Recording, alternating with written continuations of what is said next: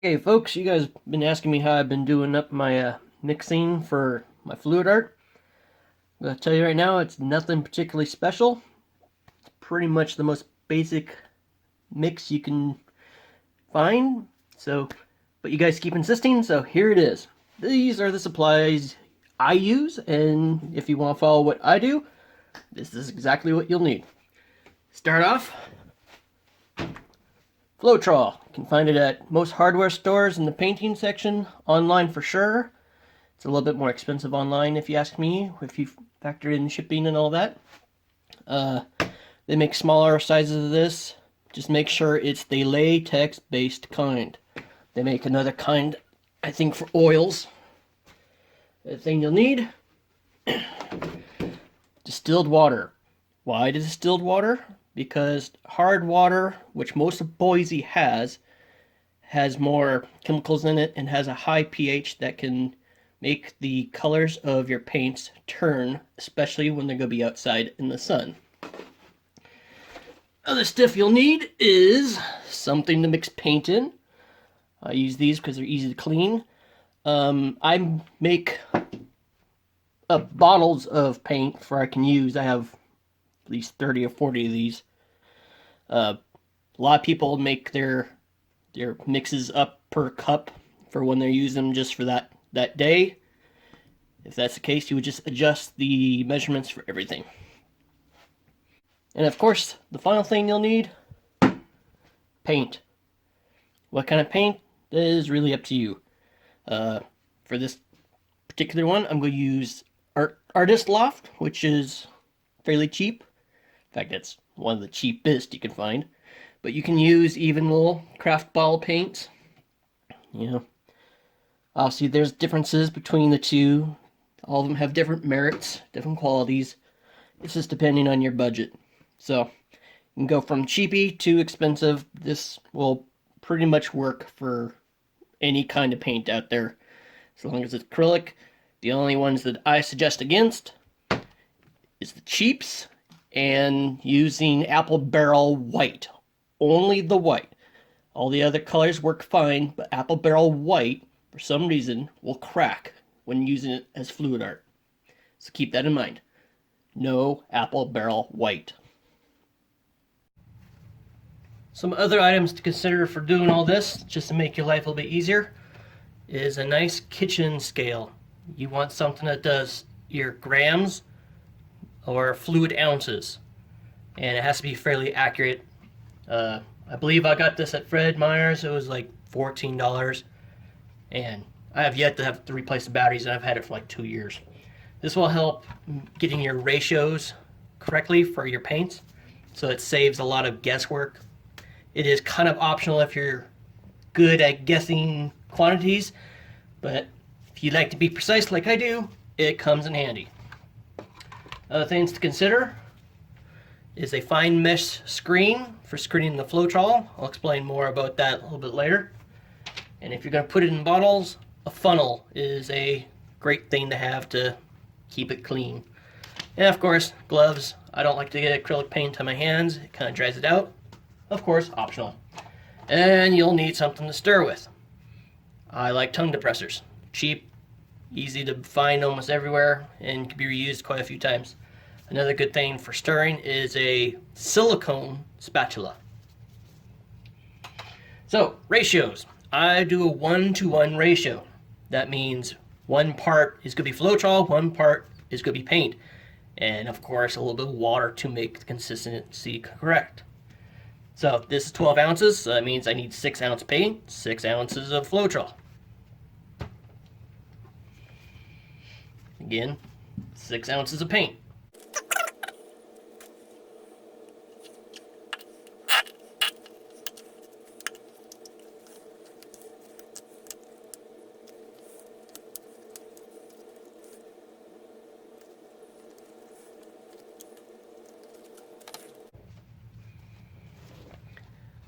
Sometimes it takes more than one thing of paint to get the job done, especially since these are only 4 ounces. If you want to make it simplistic for a 1-to-1 ratio, obviously just do 4 ounces of paint, 4 ounces of Floetrol.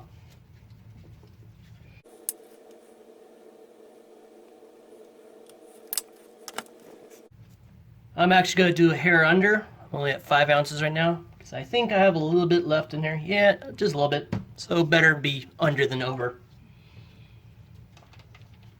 Nothing worse than having too much paint. So, I actually have Floetrol in here.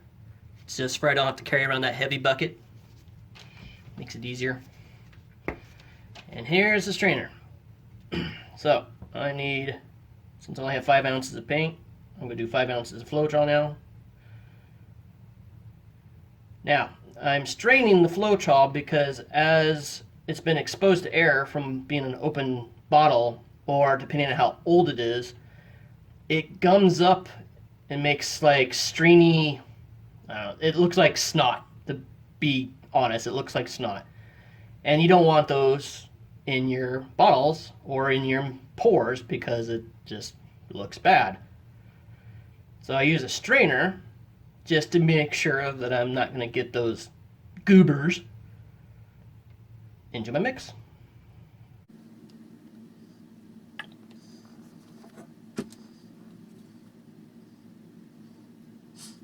It's a little hard to see, but that is the goobers, snot, whatever you want to call it, that I've been talking about. And worst thing is you just get a little bit into your mix or even into the bottles. It starts adding onto each other and just keeps getting bigger and bigger and bigger over time. So you don't want that in your mix. So obviously you would go wash this off in the sink, hot water, even soapy water if it's not coming out really easily. But for now, I'll wait on that. So I have my one part paint, 1 part Floetrol, and here comes the fun part. Mix till you have a nice good consistency going on. You want to get that color mixed in there really well, and it takes a lot more mixing than you think. Rule of thumb is you mix, and when you think you're done, mix some more.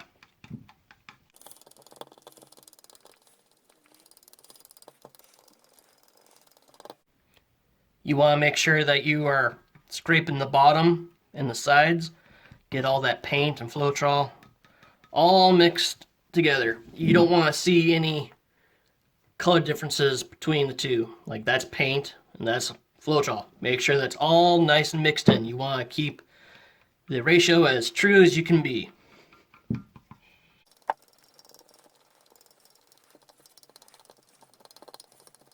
Yada yada yada. Short break. Stir, stir, stir.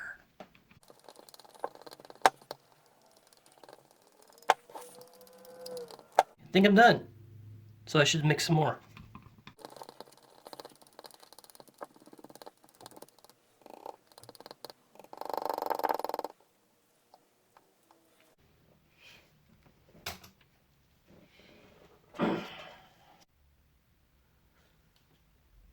So here comes the tricky part that takes a little bit of experience to get completely right. So we're looking for a consistency of warm honey or melted ice cream. Now that description can mean many things to different people. So this is where it takes a little bit of trial and error to get it correctly. For me, that means I can stick this in and then pour it. And what I look for is I want the paint to come off of this into my jar here and it's staying a consistent stream. Sometimes I need to add quite a bit of water to get that. It kind of depends on the brand of paint. And this is actually looking fairly good, but I think I'm going to add just a touch of water. So hopefully the camera's picking it up. You want a nice steady stream of paint coming off of this. And what I'm doing is when I'm going there, I'm getting a nice glob of it on there and just letting it slide off. You may find that you want your mixture a little bit runnier or a little bit thicker. It's kind of a personal preference. And you just got to try it and figure it out for your own. The 1-to-1 ratio is a good starting point for you to learn, and then you can take it from there. For the most part, most ratios for even the pro fluid artists are 1-to-1 or 1-to-2, the 2 being the medium slash Floetrol or Liquitex. So I'm only going to add just a tad bit of water, and this is where you need to be careful. Oh, I have water in this for making it easier to pour instead of that big old gallon jug. So you want just little bits at a time. That was probably, heck, 0.2 ounces there. Not very much at all. And that's about as much as you want to add at a time for mixing up. You can't subtract the water. You can always add. So less is always more. And after you add the water, it's back to stirring.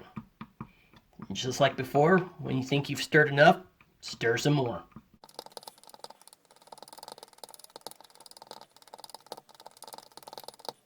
You think that's enough? Guess what? Stir some more.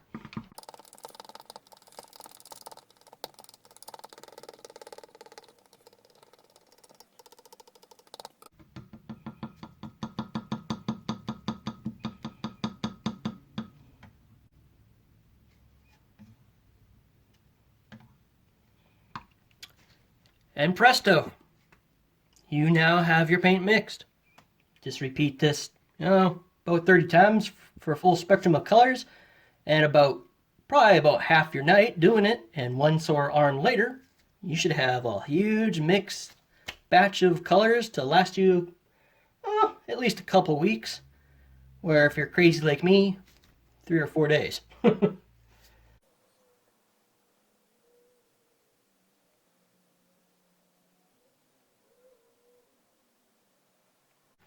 And now, the fun part, the cleaning.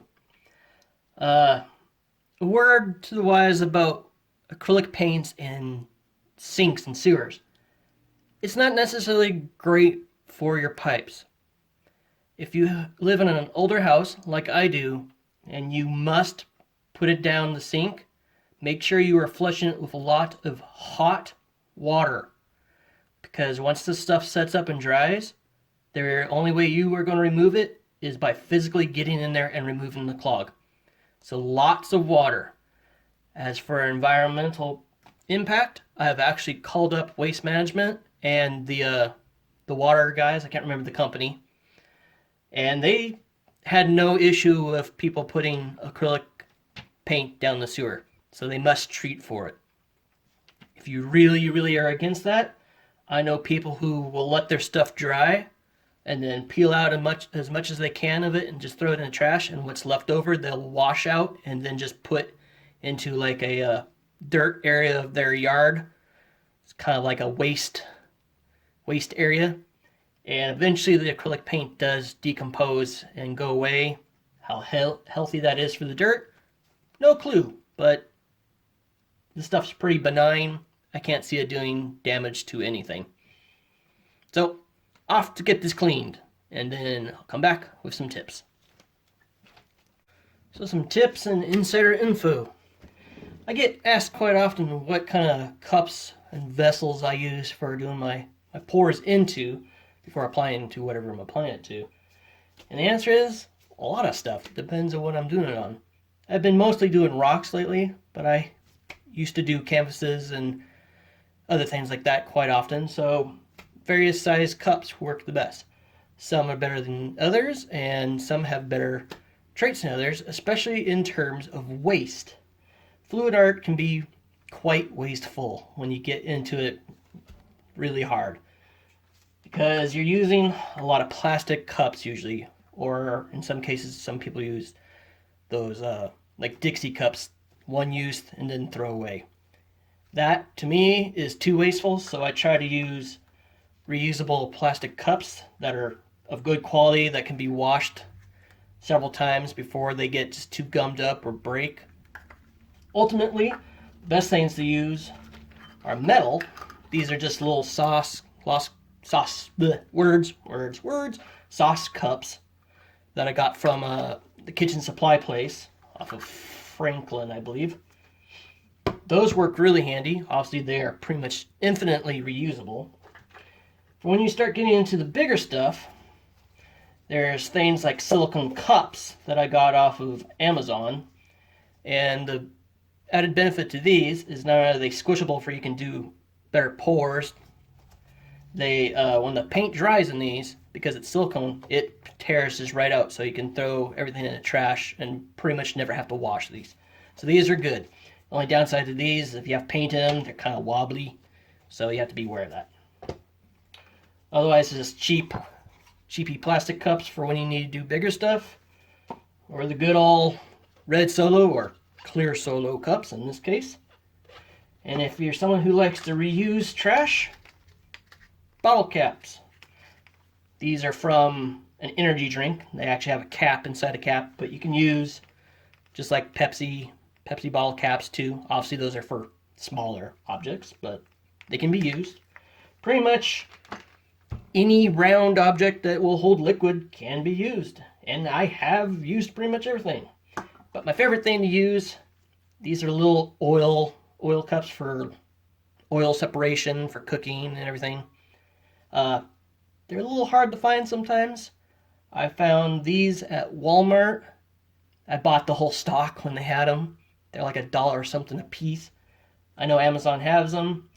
Have no clue what their official name is called, but they are called Mainstays Mini Measuring Cups.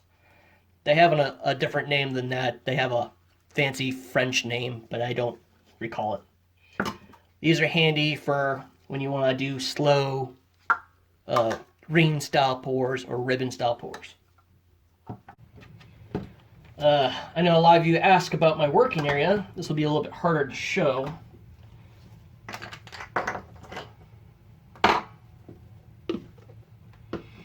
So, I have a rectangular box that is basically a frame inside a frame.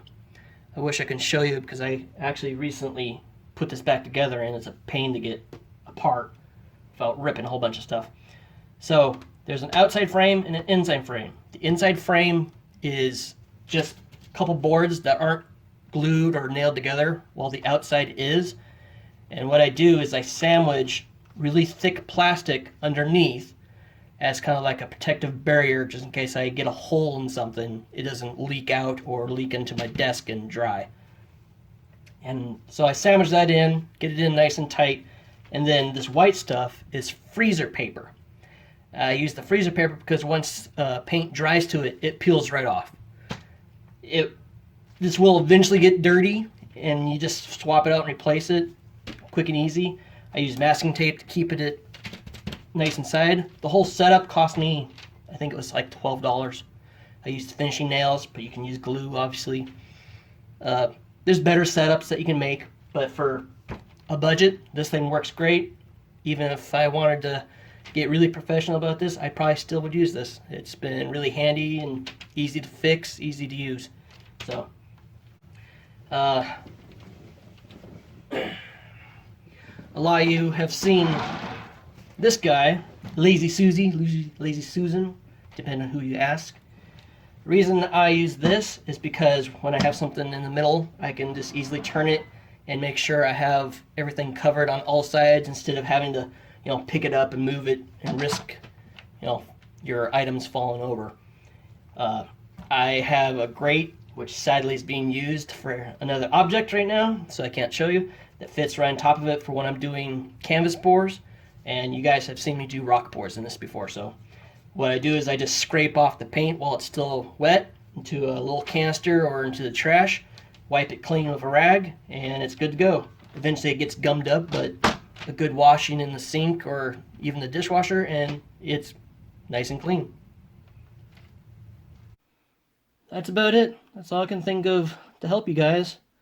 You now know what my mixture is, how I go about it. Like I said, it wasn't anything particularly special. You just need to dive into it. Have some fun. Give it a try if you have always been interested in it. Just don't get discouraged. You're going to waste paint. You're going to waste some money. It takes practice. It took me about a year before I started getting results of anything I felt proud about. And I've only been doing this maybe a little bit over 2 years now. And I still have a lot more to learn, a lot more to progress. It just takes time. You have to practice, just like everything else. Just don't get discouraged. So, hopefully this helped. Give me a like, give me a thumbs up, give me a comment, yada yada yada. And because I took the time to make this video, I'm going to plug myself. Find me on Instagram at a.jpix.